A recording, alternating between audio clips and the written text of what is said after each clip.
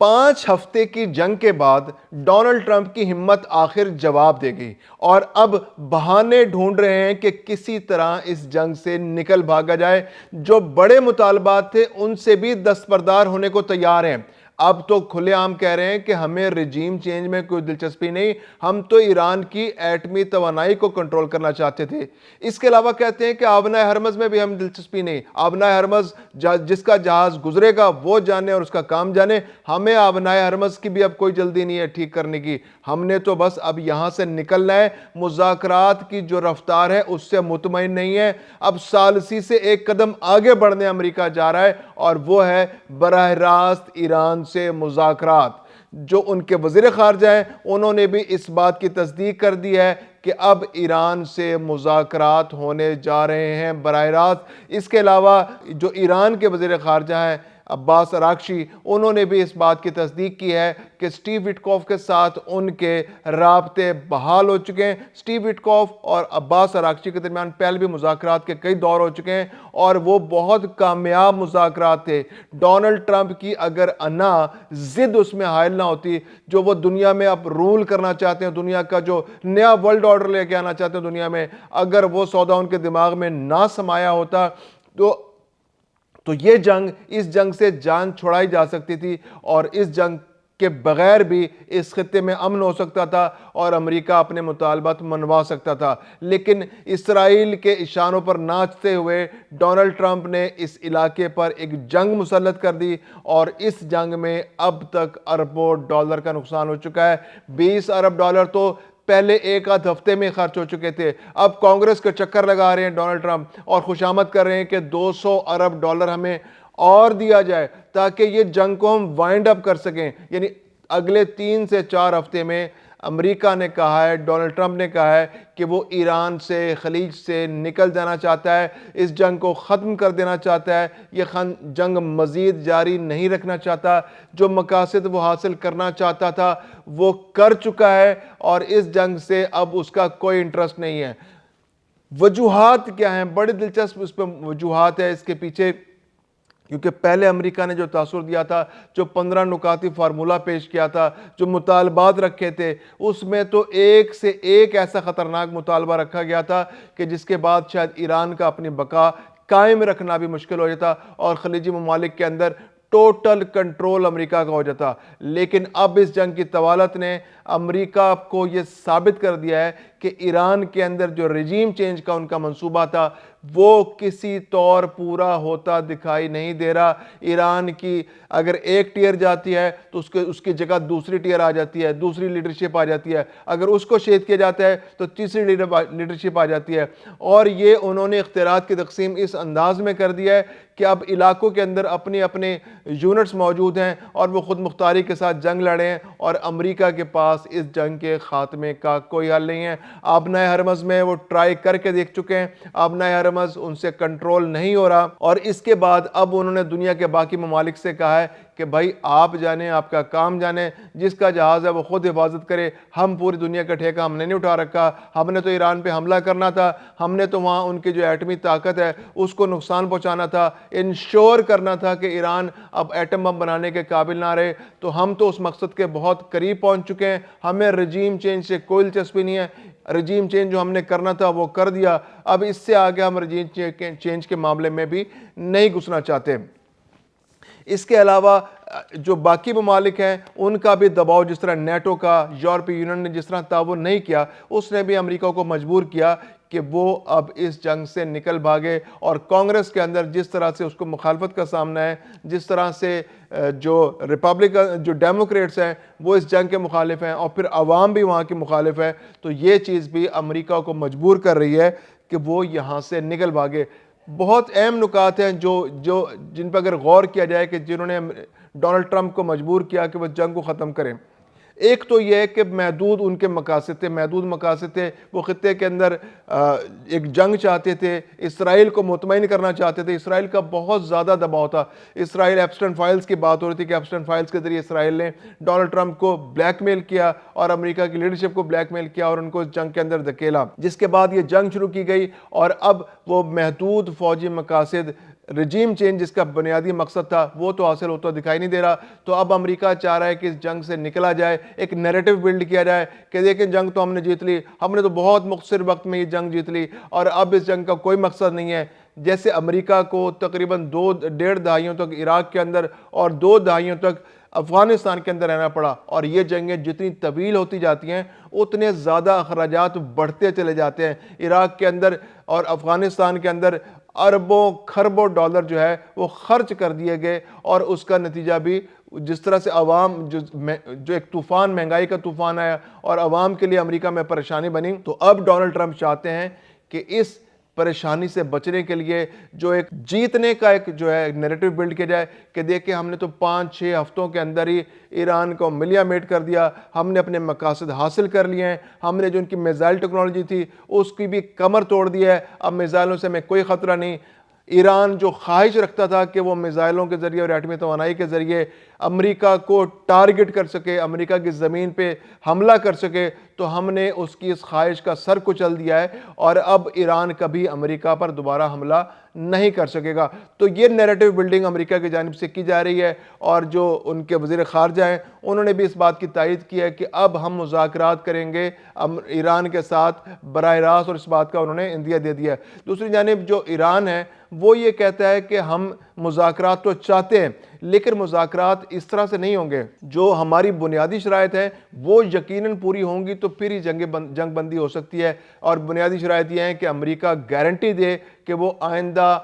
وہ اور اسرائیل ایران کی سرزمین پر حملہ نہیں کریں گے. اس کے علاوہ جو ہرجانے کی بات ہے وہ بھی ایران کی جانب سے کی جا رہی ہے کہ جتنے نقصانات ہوئے ہیں وہ نقصانات بھی پورے کیے جائیں. دوسری جانب امریکہ جو ہے وہ جو خلیجی ممالک ہیں ان سے کہہ رہا ہے کہ جناب آپ میں نے بڑا خرچہ کر دیا ہے, اب آپ یہ خرچہ پورا کر دیں. حالانکہ خلیجی ممالک جو ہیں ان کے تو سر پہ یہ جنگ مسلط کی گئی اور ان کا تو خود اتنا زیادہ نقصان ہو چکا ہے, اور سب سے بڑا نقصان جو ہے وہ متحدہ عرب امارات کا ہوا ہے. ایک اندازے کے مطابق پچھلے 1 مہینے کے اندر جو دبئی کی سٹاک مارکیٹ ہے, جو ابو ظہبی کی سٹاک مارکیٹ ہے,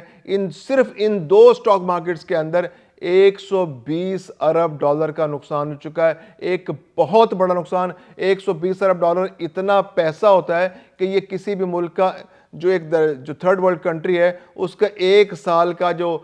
مکمل اس کا بجٹ جو ہوتا ہے, 1 سال کا بجٹ ہوتا ہے, اس سے بھی زیادہ اماؤنٹ, یعنی پاکستان کا جو بجٹ ہے سالانہ وہ بھی 120 ارب ڈالر سے کم کا بجٹ ہے. تو یہ ایک اتنا بڑا نقصان ہوا ہے متحدہ عرب امارات کے لیے. ان کا جو سٹاکس کا بزنس ہے وہ تباہ ہو گیا, ایک کریڈیبلٹی ایک بہت بڑی سب سے زیادہ متاثر ہوئی ہے. پھر ان کا جو ریل اسٹیٹ کا بزنس ہے وہ بری طرح متاثر ہوا ہے. جو ریل اسٹیٹ کے جو آن گوئنگ پروجیکٹس ہیں اس میں لوگوں نے انویسٹمنٹ کرنا چھوڑ دی ہے. جو بڑے پروجیکٹس ہیں ان کی قیمتیں گر گئی ہیں, لوگ وہاں سے نکل بھاگنا چاہ رہے ہیں. جو یورپی ممالک کے جو انویسٹرز تھے جو ان کے اندر گلف کے ممالک کے اندر اور خاص طور پہ متحدہ عرب امارات میں اپنا پیسہ لانا چاہتے تھے, جو 400 مزید بلینر وہاں آنا چاہ رہے تھے, تو انہوں نے بھی یقیناً اب سوچا ہوگا کہ جس طرح کے حالات ہیں, جس طرح کا ڈونلڈ ٹرمپ یہاں بیٹھے ہیں امریکہ میں, اور یہ کبھی بھی چاہے گا تو اس خطے کو پھر ایک یہاں پر ایک انسرٹنٹی پیدا کر دے گا. تو اس انسرٹنٹی کے اندر تو کاروبار نہیں ہو سکتا. تو متحدہ عرب امارات کو بہت زیادہ چوٹ پہنچی ہے, قطر بھی متاثر ہوا ہے, بحرین, کویت اور عراق کے لیے بھی مشکلات پیدا ہوئی ہیں, اور سعودی عرب سب سے زیادہ مشکلات کا شکار ہوا ہے. تو یہ ایک ایسی صورتحال ہے جو بالکل اس خطے کے لیے نامناسب ہے, اور یہاں پر تجارتی جو سرگرمیاں تھیں وہ بہت زیادہ متاثر ہو چکی ہیں. اور ایران کے اندر تو انفراسٹرکچر بری طرح متاثر ہوا ہے. 90,000 سے زیادہ عمارتیں اب تک تباہ ہو چکی ہیں, انفراسٹرکچر تباہ ہو چکا ہے, پل, سڑکیں, اسکول, ہسپتال, جو محکمہ موسمیات کی عمارتیں, سب کو تباہ کر دیا گیا ہے. تو یہ ایک بہت بڑا نقصان ہوا ہے جس سے نکلنے کے لیے کئی دہائیاں لگ سکتی ہیں. اور اب ڈونلڈ ٹرمپ جو ہے وہ نکل بھاگنا چاہتا ہے کیونکہ اندرونی طور پر مخالفت امریکہ کے اندر اتنی شدید ہو چکی ہے کہ اس مخالفت کو وہ برداشت نہیں کر سکتا, اور مڈ ٹرم الیکشن اور اگلا الیکشن ان کے ہاتھ سے نکلتا دکھائی دے رہا ہے. اس وقت جو ان کی پاپولیرٹی کی شرح ہے وہ 33% رہ گئی, یعنی کہ امریکہ میں صرف 33% لوگ ایسے ہیں جو ڈونلڈ ٹرمپ کی پالیسیوں اور یہ جو انہوں نے جنگ مسلط کی اس خطے کے اوپر اس کی حمایت کرے. جنگ میں تو اور بھی, یہ تو ڈونلڈ ٹرمپ کی اوورال جو پاپولیرٹی ہے وہ 33% ہے. جو پہلے 45% سے بھی زیادہ تھی اور اب وہ 33% پہ آ گئی ہے. اور اب جو امریکہ میں جو ریپبلکن پارٹی ہے اس نے بھی اپنے آپ کو ڈونلڈ ٹرمپ سے پیچھے کھینچنا شروع کر دیا ہے. جے ڈی وینس جو ہے وہ ڈس اون کر رہے ہیں اس جنگ کو, وہ اسرائیل پر ڈالنے کی کوشش کر رہے ہیں کیونکہ وہ اگلے الیکشن میں وہ صدارتی امیدوار ہیں اور انہیں بھی اندازہ ہو گیا کہ جو جنگ مسلط کی گئی ہے ڈونلڈ ٹرمپ کی خواہشات پر, اسرائیل کی خواہشات پر, اس نے ریپبلکن پارٹی کے لیے اگلا الیکشن جیتنا تقریباً ناممکن بنا دیا ہے. اب وہ نیریٹو بلڈنگ کرنے کی کوشش کر رہے ہیں کہ دیکھیں ہم نے اس وقت دنیا امریکہ کو ایک جنگ جیت کے دی ہے, ایک ایسی جنگ جو بہت ضروری تھی, جس سے ہم نے امریکہ کی تجارت بچا لی, ہم نے تیل کے جو ذخائر ہیں ان پر اپنا کنٹرول مضبوط کر لیا اور ہم نے دنیا کو جو دہشت گردی کے خطرات تھے ان سے نکال لیا. دنیا کا جو ایک بڑا دہشت گرد ملک ایران ہے ہم نے اس کو نیوٹرلائز کر دیا ہے. تو یہ نیریٹیوز بلڈ کر کے اب وہ چاہ رہے ہیں کہ امریکہ میں دوبارہ واپس جائیں, اپنی فوجوں کو واپس لے کے جائیں اور یہاں پر ایک سرخرو ہو کر واپس جائیں. اس کے علاوہ ایک اور بڑی خطرناک صورتحال ہے, ڈونلڈ ٹرمپ جو ہے اس پر ٹرسٹ کرنا, بہت سارے ماہرین یہ کہتے ہیں کہ یہ تو بظاہر صورتحال ہے, ایک اور سینیریو ساتھ ہی ساتھ بلڈ ہو رہا ہے اور وہ یہ ہے کہ ڈونلڈ ٹرمپ کچھ فوجیں بھی وہاں بھیج رہے ہیں. تو وہاں پہ ایک بیری بیڑا جو ان کا جارج ڈبلیو بش بیری بیڑا ہے وہ وہاں پہنچا ہے جس پر 4000 فوجی ہیں. اس کے علاوہ جو ایئر بورن ان کی ڈویژن بریگیڈ ہے, جو 82ویں بریگیڈ ہے ایئر بورن, وہ بھی وہاں پہنچ چکی ہے جس کے اندر 3000 فوجی ہیں. تو ایک خطرہ اب بھی بہرحال موجود ہے کہ خارق جزیرے پر یا ابنائے ہرمز پر یا ایران کے ساحلی علاقوں پر امریکہ کوئی ایسا آپریشن کر سکتا ہے جاتے جاتے اگلے 3 ہفتوں میں 4 ہفتوں میں, کیونکہ انہوں نے کہا ہے کہ اگلے 3 سے 4 ہفتوں میں اپنے مقاصد حاصل کر لیں گے. اور ایسے بہت سے اہداف ہیں جو اب تک ان کے نشانے پر ہیں جن کو وہ نشانہ بنانا چاہ رہے ہیں اور جو میزائل ٹیکنالوجی کے حوالے سے مزید نقصان پہنچانا چاہ رہے ہیں ایران کو, کیونکہ ابھی تک ایران کے جو میزائل ٹیکنالوجی ہے اس کو کنٹرول نہیں کر سکے. روزانہ ایک نئی لہر وہاں سے میزائلوں کی آتی, بلکہ ایک نہیں 2-3 لہریں نکلتی ہیں. اب تک 90 سے زیادہ لہریں وہاں سے جو ہے میزائلوں کی نکل چکی ہیں, جس سے اسرائیل میں تباہی کے مناظر ہر جانب بکھرے میں, ہزاروں عمارتیں تباہ ہو چکی ہیں اسرائیل کے اندر, بہت سارے عراق کے اندر تباہی ہو گئی ہے, گلف کنٹریز کے اندر تباہی ہو گئی ہے, بحرین کے اندر, سعودی عرب کے اندر, متحدہ عرب امارات کے اندر, جہاں جہاں امریکی مفادات ہیں ان سب کو نقصان پہنچایا گیا ہے اور یہ ایک بہت بڑا نقصان ہے. تو ایسے میں امریکہ مزید کچھ حملے کر سکتا ہے جو ان کے ایٹمی ریئیکٹرز ہیں ان کو نقصان پہنچا سکتا ہے, جو پیٹرو کیمیکل جو ان کی فیکٹریاں ان کو نقصان تو وہ آلریڈی پہنچا رہا ہے جو وہاں جیسے پیٹرو کیمیکل پروڈکٹس بنتی ہیں. اس کے علاوہ اگر اس کو اپنے مقاصد حاصل نہیں ہوئے اور اس کو جو مطلوبہ نتائج وہ چاہتا ہے مذاکرات کے اندر نہیں ہوئے, تو ممکنہ طور پر وہ جاتے جاتے ایران کے جو تیل کی جو پیداوار کے جو ان کے جہاں سے خارق جزیرہ ہے جہاں سے وہ تیل ایکسپورٹ کرتے ہیں, جو تیل کے انسٹالیشنز ہیں ان کو بھی نقصان پہنچا سکتا ہے. تو یہ خطرات بہرحال موجود ہیں. ایسے میں پاکستان اور چین کے درمیان بھی بہت اہم ملاقات ہے, اس کے جو ہے وہ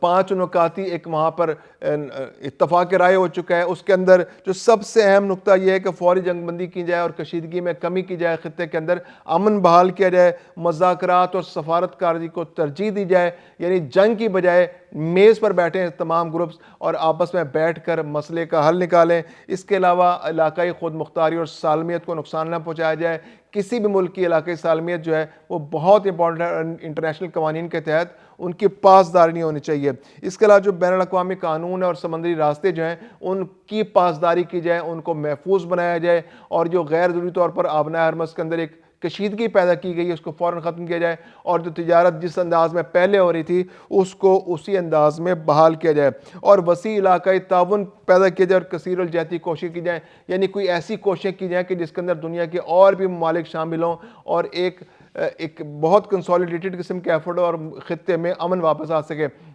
ایران کی جانب سے بھی خواہش یہ ہے کہ جو مذاکرات امریکہ کے ساتھ ہو رہے ہیں اس میں چین کو بھی بطور گارنٹیر شامل کیا جائے, اور امریکہ کی جانب سے بھی اب یہ تاثر مل رہا ہے کہ وہ شاید اس جو ہے کوشش میں چائنا کو شامل ہونے کے لیے وہ تیار ہے, کیونکہ پہلے بھی ڈونلڈ ٹرمپ کی جو انتظامیہ اس نے چائنا سے رابطہ کیا تھا ابنائے ہرمز کے لیے, تو اب ممکن ہے کہ چائنا کو بھی وہ کسی قسم کا رول دینے کے لیے تیار ہو جائیں اس خطے کے اندر. تو یہ بہت اہم ڈیولپمنٹس ہو رہی ہیں. بظاہر ایسا لگ رہا ہے کہ بہت جلد امریکہ اور ایران کے درمیان مذاکرات شروع ہو جائیں گے اور مذاکرات کا کوئی نہ کوئی مثبت نتیجہ نکلے گا, جس کا نتیجہ سب سے بڑا نتیجہ جنگ کا خاتمہ ہو سکتا ہے.